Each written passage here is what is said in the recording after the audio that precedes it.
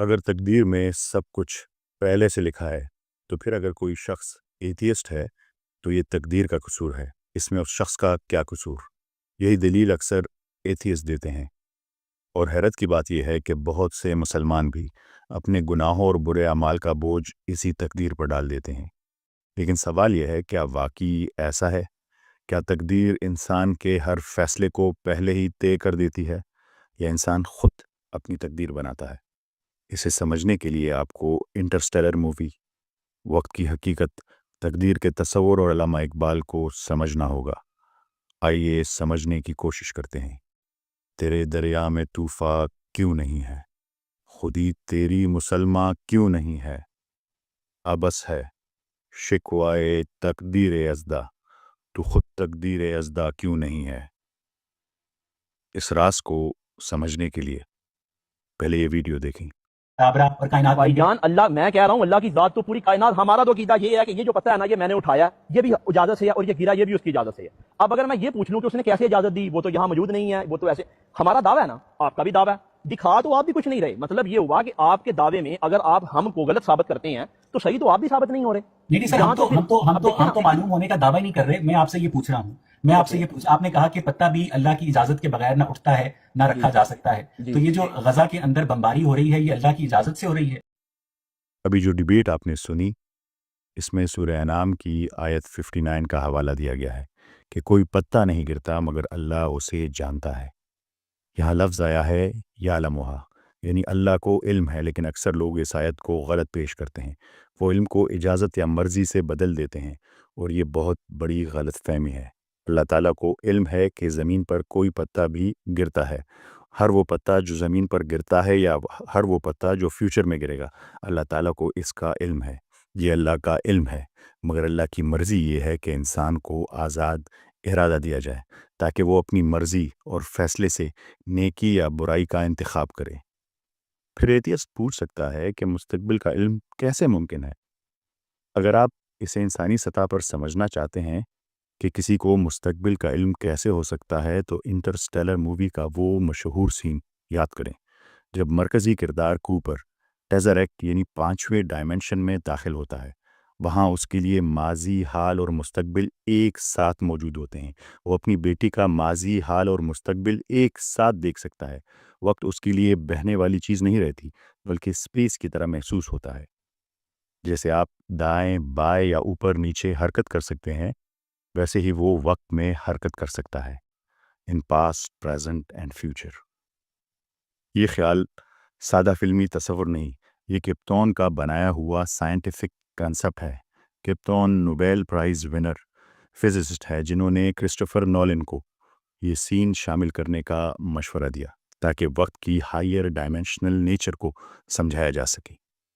تو سوچیں، اگر ایک 5ویں ڈائمنشن کا وجود ماضی، حال اور مستقبل ایک ساتھ دیکھ سکتا ہے، تو اللہ تعالیٰ جو ان تمام ڈائمنشن سے کہیں اوپر ہے، جو سٹرنگ تھیوری کی 11 ڈائمنشن سے بھی ماورا ہے، اس کے لیے تو یہ کوئی مشکل بات ہی نہیں کہ وہ پاسٹ، پریزنٹ، فیوچر کو ایک ساتھ جانتا ہو۔ یہ تو آپ کی اپنی سائنس کہتی ہے، کپتون کہتا ہے، تو بات یہی صاف ہو جاتی ہے۔ اللہ کا علم اجازت نہیں، مرضی نہیں، اس کے پاس ہر چیز کا علم ہے، مگر عمل کرنے یا نہ کرنے کا اختیار انسان کو دیا گیا ہے۔ اب دوسرا سوال آتا ہے، جو غزہ میں بمباری ہو رہی ہے، کیا وہ بھی اللہ کی اجازت یا مرضی سے ہو رہی ہے؟ نہیں، یہ اجازت نہیں، یہ فری ول ہے۔ اللہ تعالیٰ نے انسان کو اختیار دیا ہے کہ وہ اچھائی چنے یا برائی، جیسے قرآن میں سورہ شمس میں فرمایا بسم اللہ الرحمن الرحیم فَأَلْهَمَهَا فُجُورَهَا وَتَقْوَاهَا، یعنی ہم نے انسان میں برائی بھی رکھ دی اور اچھائی بھی۔ اب وہ خود چنے کہ کس راہ پر جانا چاہتا ہے۔ یہی واقعہ قرآن شریف میں سب سے پہلے سنایا گیا کہ جب اللہ تعالیٰ نے حضرت آدم علیہ السلام کو ایک درخت کے قریب جانے سے منع فرمایا، مگر وہ پھر بھی اسی کے قریب گئے۔ کوئی آدم علیہ السلام نے اللہ کے حکم کی نافرمانی کی۔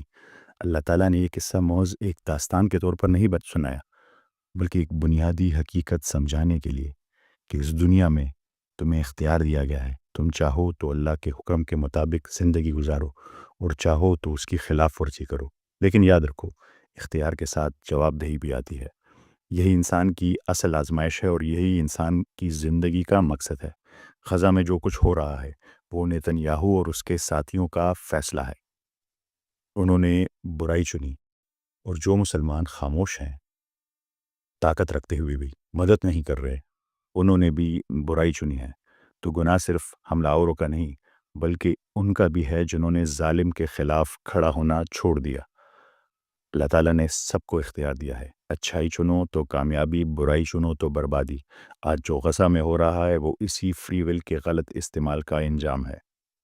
تو جب کوئی ملحد یہ سوال اٹھائے کہ اگر سب کچھ اللہ کے علم میں ہے تو ظلم کیوں ہو رہا ہے، تو سیدھا جواب ہے اللہ کا علم اجازت نہیں، یہ انسان کے فیصلے ہیں۔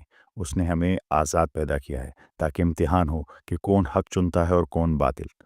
جب انسان اپنے گناہوں اور برے اعمال کا الزام تقدیر پر ڈال دیتا ہے تو وہ دراصل وہی خطرناک راستہ اپنا لیتا ہے جسے مولانا رومی اور علامہ اقبال نے شیطانی دلیل کہا تھا۔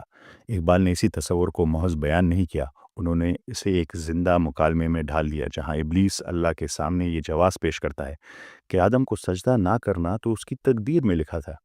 یہ ہے علامہ اقبال کی وہ شاعری جو اللہ تعالیٰ اور ابلیس کے درمیان ایک تصوراتی گفتگو کو ظاہر کرتی ہے۔ ابلیس نے کہا، اے خدا کن فکا، مجھ کو نہ تھا آدم سے بیر، آہ وہ نزدیکی او دور و دیر و زود، حرف استکبار تیرے سامنے ممکن نہ تھا، ہاں مگر تیری مشیت میں نہ تھا میرا سجود۔ اللہ تعالیٰ نے پوچھا، کب کھلا تجھ پر یہ راز، انکار سے پہلے کے بعد؟ ابلیس نے جواب دیا، بعد اے تیری تجلی سے کمالات وجود۔ اللہ تعالیٰ نے جواب دیا، پستی یہ فطرت نے سکھلائی ہے یہ حجت تجھے، کہتا ہے تیری مشیت میں نہ تھا میرا سجود۔ دے رہا ہے اپنی آزادی کو مجبوری کا نام، ظالم اپنے شعلۂ سوزا کو خود کہتا ہے دودھ۔ یہ منظر دراصل انسان کے باطن کا آئینہ ہے۔ جب ہم اپنی غلطیوں کا بوجھ قسمت کے کندھوں پر ڈال دیتے ہیں تو ہم بھی ابلیس کی اسی منطق کو زندہ کر دیتے ہیں، وہی منطق جو عمل کی ذمہ داری سے فرار سکھاتی ہے اور انسان کو خود احتسابی سے محروم کر دیتی ہے۔ کائنات میں کچھ چیزیں ایسی ہیں جو انسان کے بس سے باہر ہے، جیسے کہاں اور کس خاندان میں پیدا ہونا ہے۔ آپ کے جینز، رنگ، نسل، زمانہ اور حالات یہ سب پہلے سے طے شدہ ہیں اور انسان ان میں کوئی دخل نہیں دے سکتا۔ مگر زندگی کے سفر میں ایک دائرہ ایسا بھی ہے جو مکمل طور پر آپ کے اختیار میں ہے۔ آپ کے فیصلے، آپ کے اعمال اور نیکی یا برائی کے درمیان کیا جانے والا انتخاب۔ روزمرہ زندگی میں آپ جو فیصلہ کرتے ہیں، نیکی یا برائی کا انتخاب کرتے ہیں، کسی پر ظلم یا انصاف کا فیصلہ، سچ بولنا یا جھوٹ، یہ سب آپ کے اپنے اختیار میں ہے۔ یہ وہ جگہ ہے جہاں آزادی ارادہ شروع ہوتی ہے اور جہاں سے انسان اپنی اصل تقدیر خود لکھتا ہے۔ آخرکار جواب انہی فیصلوں کا دینا ہوگا۔ آپ سب کی سماعتوں کا بہت شکریہ، ملتے ہیں اگلی قسط میں۔ اللہ حافظ۔